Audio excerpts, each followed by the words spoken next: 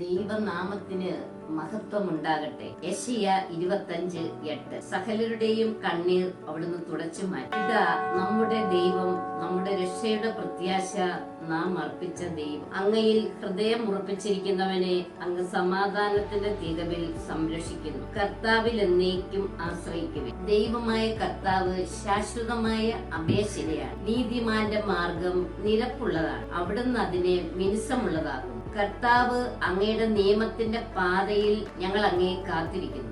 അങ്ങയുടെ നാമവും അങ്ങയുടെ ഓർമ്മയുമാണ് ഞങ്ങളുടെ ഹൃദയാഭിലാഷം. രാത്രിയിൽ എന്റെ ഹൃദയം അങ്ങേക്ക് വേണ്ടി ദാഹിക്കുന്നു. എന്റെ ആത്മാവ് അങ്ങയെ തേടുന്നു. വിക്കന്മാരുടെ അധരങ്ങൾ കൊണ്ടും അന്യഭാഷക്കാരുടെ നാവുകൊണ്ടും കർത്താവ് ഈ ജനത്തോട് സംസാരിക്കും. കർത്താവ് അരുളിച്ചെയ്തു, ഈ ജനം വാക്കുകൊണ്ട് മാത്രം എന്നെ സമീപിക്കുകയും അധരം കൊണ്ട് മാത്രം എന്നെ ആരാധിക്കുകയും ചെയ്യുന്നു. ഇവരുടെ ഹൃദയം എന്നിൽ നിന്ന് അകന്നിരിക്കുന്നു. എന്റെ നേർക്കുള്ള ഇവരുടെ ഭക്തി മനപാഠമാക്കിയ മാനുഷിക നിയമമാണ്. ലബനോൻ ഫലസമൃദ്ധമായ ഒരു വയലായി തീരാനും അത് ഒരു വനമായി പരിഗണിക്കപ്പെടാനും അല്പസമയം പോലെ. ശാന്തശീലർക്ക് കർത്താവിൽ നവ്യമായ സന്തോഷം ലഭിക്കും. അബ്രാഹത്തെ രക്ഷിച്ച കർത്താവ് യാക്കോബിന്റെ ഭവനത്തെ കുറിച്ച് അരുളിച്ചെയ്യുന്നു, യാക്കോബ് ഇനിമേൽ ലജ്ജിതനാവുകയില്ല, ഇനിമേൽ അവന്റെ മുഖം വിവരണമാവുകയില്ല. ഞാൻ ജനത്തിന്റെ മധ്യേ ചെയ്ത പ്രവൃത്തികൾ കാണുമ്പോൾ അവന്റെ സന്തതി എന്റെ നാമത്തെ മഹത്വപ്പെടുത്തും. അവർ യാക്കോബിന്റെ പരിശുദ്ധനെ